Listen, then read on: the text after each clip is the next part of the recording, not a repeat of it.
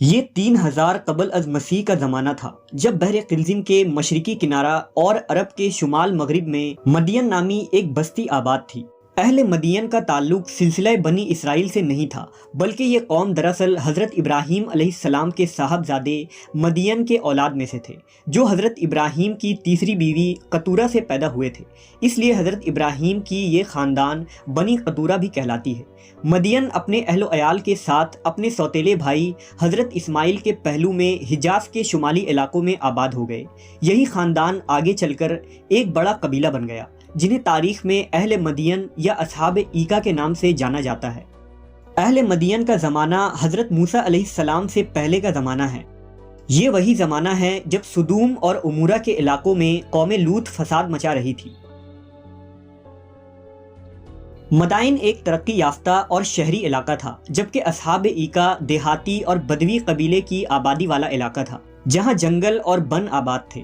کہا جاتا ہے کہ ایکا کے معنی گھنا درخت ہوتے ہیں، اور ایسا ہی ایک گھنا درخت مدین کے نواحی آبادی میں موجود تھا، جس کی لوگ پوجا پاٹ کیا کرتے تھے۔ اس لیے ان لوگوں کو اصحاب ایکا کہا جاتا ہے، یعنی قبیلہ کی نسبت سے یہ قوم اہل مدین کہلاتے تھے، اور مذہبی نسبت سے یہ قوم اصحاب ایکا کہلاتی تھی۔ یہ ایک ہی قبیلے یا قوم کے دو نام تھے۔ اس علاقے میں بہت اچھی آب و ہوا، سرسبز میدان، نہریں اور آبشاروں کی کثرت تھی، جہاں میووں، پھلوں اور خوشبودار پھولوں کے اس قدر باغات اور چمن تھے کہ اگر ایک شخص آبادی سے باہر کھڑے ہو کر نظارہ کرتا تھا تو اس کو یہ معلوم ہوتا کہ یہ نہایت ہی خوبصورت اور شاداب گھنے درختوں کا ایک جھنڈ ہے۔ اس قوم کے لوگ بڑے اور وسیع جنگلات، باغوں اور پھلدار درختوں کے مالک تھے۔ اہل مدین کے لوگوں کا بنیادی پیشہ تجارت تھا۔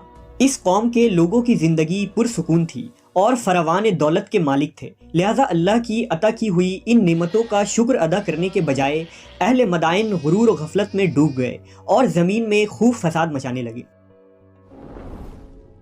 دراصل اہل مدائن کے لوگ حقوق اللہ کے ساتھ حقوق العباد میں بھی پامالی کر رہے تھے اور تمام انسانی حقوق کی دھجیاں بکھیر رہے تھے۔ اہل مدائن کفر و شرک میں مبتلا تھے اور درختوں کی پوجا کیا کرتے تھے۔ لین دین اور بیوپار میں بھی وہ بے ایمانی اور ناپ تول میں کمی کیا کرتے تھے۔ راستوں میں بیٹھ کر لوٹ مار کرتے، لوگوں کے اموال چھینتے، غنڈہ ٹیکس وصول کرتے اور قسم قسم کے کفریہ رسم و عقائد کی پیروی کیا کرتے تھے۔ اس زمانے میں ہند، فارس، عراق اور یمن سے جو بھی تجارتی قافلے شام اور روم جاتے، انہیں مدائن کے علاقوں سے ہو کر گزرنا پڑتا تھا، لہٰذا اہل مدائن ان تجارتی قافلوں سے بھاری خراج یعنی ٹیکس لیے بغیر ان کو یہاں سے گزرنے کی اجازت نہ دیتے تھے۔ انہوں نے بین الاقوامی تجارتی راستوں پر اپنا قبضہ جما رکھا تھا اور قافلوں سے ٹیکس وصول کر کے خوب مال کماتے تھے۔ شاید اہل مدائن ہی دنیا کی وہ پہلی قوم تھی جنہوں نے ٹیکس لینے کے رواج کی شروعات کی، لیکن ان ٹیکس کی وصولی کے باوجود ان کے مال کی ہرس کبھی کم نہ ہوئی، اور وہ لوگ ان راستوں پر گزرنے والے قافلوں پر حملہ کر کے انہیں لوٹ لیا کرتے تھے۔ روایت ہے کہ جس ایکا نامی درخت کی یہ لوگ پوجا کیا کرتے تھے، اس درخت کے آگے ہر 3 مہینے کے بعد ایک خوبصورت کنواری لڑکی کو ذبح کیا جاتا تھا اور اس کے سارے اعضاء کو الگ الگ کر کے دفن کیا جاتا۔ ان لوگوں کا ماننا تھا کہ اگر ایکا درخت کو دوشیزہ کی قربانی نہ دی گئی تو ہمارے کاروبار ختم ہو جائیں گے۔ اسی طرح زناکاری اور فحاشی کا یہ عالم تھا کہ انہوں نے اپنے بازاروں میں خاص انتظام کر رکھے تھے۔ یہ لوگ اپنی بہنوں اور بیویوں کو اپنے کاروباری مرکزوں پر اوڑیاں لباس میں بٹھا دیا کرتے، اور جب کوئی تاجر آتا تو وہ شہوت کے ہاتھوں مجبور ہو کر ان لڑکیوں میں مصروف ہو جاتا، جس سے وہ ناپ تول میں خوب کمی کرتے اور اکثر چیزیں ہی بدل ڈالتے تھے۔ لہٰذا اہل مدائن کی رشد و ہدایت کے لیے اللہ نے ان میں حضرت شعیب علیہ السلام کو مبعوث کیا۔ آپ کا تعلق اہل مدین سے تھا۔ حضرت شعیب کے والد کا نام میکائل تھا، جو یشجر کے بیٹے تھے۔ یشجر مدین کی اولادوں میں سے تھے، جو حضرت ابراہیم کے صاحبزادے ہیں۔ اس طرح حضرت شعیب کا نسب حضرت ابراہیم علیہ السلام سے جا ملتا ہے۔ حضرت شعیب عرب کی سرزمین میں بھیجے گئے تیسرے نبی ہیں، جو حضرت ہود اور حضرت صالح علیہ السلام کے بعد مبعوث کیے گئے۔ توریت میں حضرت شعیب علیہ السلام کا ذکر باب خروج میں جیتھرو کے نام سے آیا ہے، لیکن اس باب میں آپ کے متعلق بہت زیادہ معلومات نہیں ملتے۔ بچپن سے ہی حضرت شعیب علیہ السلام کی پرورش اس طرح ہوئی تھی کہ وہ اپنے قوم کے نیک اور معزز ترین شخص مانے جاتے تھے۔ آپ انتہائی نیک، ذہین اور شریف النفس انسان تھے۔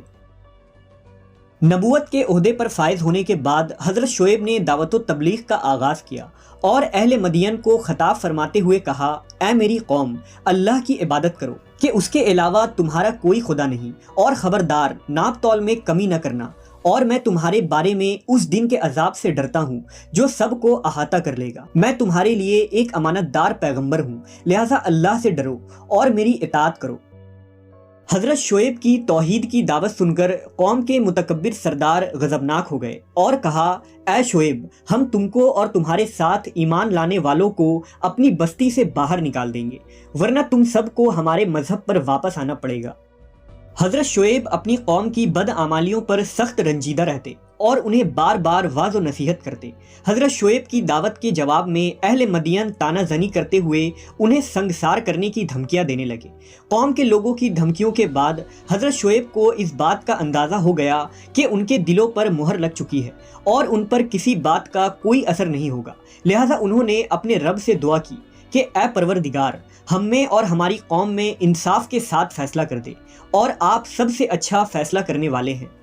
در حقیقت ان الفاظ کے ساتھ حضرت شعیب نے اپنی قوم میں سے جو کفار تھے ان کی ہلاکت کی دعا کی تھی، جسے اللہ نے قبول فرمایا۔ نافرمانی اور سرکشی کے پاداش میں قوم شعیب کو دو قسم کے عذاب نے آ گھیرا، ایک زلزلے کا عذاب اور دوسرا آگ کی بارش۔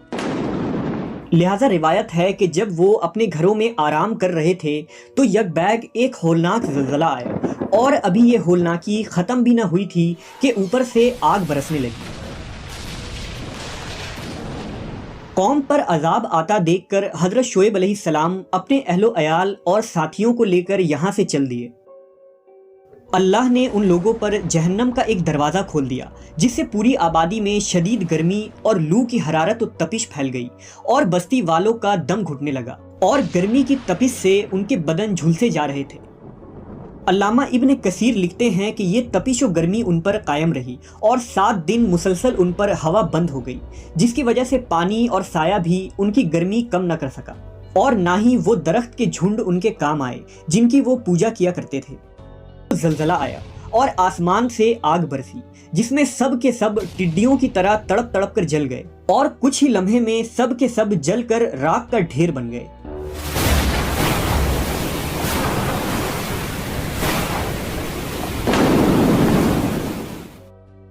اگلی صبح یہ سرکش اور مغرور قوم اوندھے اور جھلسے پڑے تھے، اور یہ سرسبز و شاداب علاقہ جو کل تک مدائن کہلاتا تھا تاخت و تاراج ہو چکا تھا۔ مفسرین نے لکھا کہ حضرت شعیب علیہ السلام مدائن سے ہجرت کر کے مکہ آ گئے اور آخر دم تک یہی قیام رہا۔ حضرت شعیب نے 400 سال کی طویل عمر پائی اور کعبہ شریف کے غربی جانب مدفون ہوئے۔ بعض مفسرین کے مطابق حضرت شعیب علیہ السلام کی ایک صاحبزادی کا نکاح حضرت موسیٰ علیہ السلام سے ہوا، اس طرح آپ کو حضرت موسیٰ کے سسر ہونے کا بھی شرف حاصل ہے۔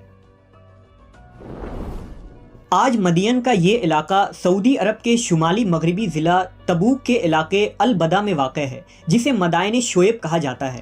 مغرب میں سب سے پہلے برطانوی سیاح روپیل نے سال 1850 میں مدائن شعیب کا سفر کیا تھا۔ اسی طرح مشہور مورخ حمد الجاسر اور یعقوبی نے بھی اپنی تصنیف میں مدائن شعیب کا تذکرہ کیا ہے۔ ان تحریروں کے مطابق یہ علاقہ 2000 سال قبل مسیح تک آباد تھا۔ مدائن شعیب میں چٹان تراش کر بنایا ہوا ایک قدیم نخلستان ہے، اور یہاں پہاڑوں اور چٹانوں میں بے شمار گھر اور تاریخی عبادت گاہیں تراش کر بنائی گئی تھی۔ آج مدائن شعیب کے یہ ویران نخلستان، وادیاں اور بوسیدہ کھنڈرات چیخ چیخ کر یہ گواہی دے رہی ہیں کہ حقوق العباد کی پامالی کرنے والے ظالم قوم پر جب قہر الہی نازل ہوتا ہے تو وہ صفحہ ہستی سے ہی مٹ جاتے ہیں۔ اصحاب ایکا اور اہل مدائن کو اس روئے زمین پر نشان عبرت بنا دیا گیا، جنہوں نے سچے رسول کا انکار کیا اور شرک و کفر اور تجارتی معاملات میں کمی بیشی کر کے اللہ سے بغاوت کی۔ آج نوع انسان کو صفحہ ہستی سے مٹے ہوئے ان قوموں سے سبق لینے کی ضرورت ہے۔ کیا کہیں ہم خود آج ناپ تول اور لین دین میں ناانصافی کے اس بدعمالی میں مبتلا تو نہیں؟ جبکہ آج معاشرے کا حال یہ ہے کہ عقل کے پیدا کیے ہوئے مذاہب سیکولرزم، لبرلزم، کمیونزم، سوشلزم اور کیپٹلزم کے ماننے والے اقوام جانوروں سے بھی بدتر فکر حیات کے مالک ہیں۔ پیٹ کی خواہشوں نے ان عقل زادوں کو اندھا کر کے انسانی بستیوں میں خون کی ہولی کھیلنے اور ندیاں بہانے کے سوا کوئی کام نہیں سکھایا۔ اکنامک ڈیولپمنٹ اور پروفٹ کی حرص کے نام پر آج کے ملٹی نیشنل کمپنیز کے پیدا کیے گئے لوگ وحشت، درندگی اور دہشت گردی میں بھیڑیوں، شیر، چیتوں اور جنگل میں بسنے والے خونی درندوں کو بھی پیچھے چھوڑ دیا ہے، جنہیں نہ تو حلال و حرام کی تمیز ہوتی ہے اور نہ ہی ناپ تول اور لین دین میں انصاف کی پرواہ۔ لہٰذا انسانیت کے لیے اسی میں فلاح اور بھلائی ہے کہ وہ اسلام کی دی گئی تجارتی اصولوں اور صاف ستھرے معاملات کو اختیار کرے اور آخری نبی حضرت محمد صلی اللہ علیہ وسلم کی مثالی شخصیت کو اپنائیں۔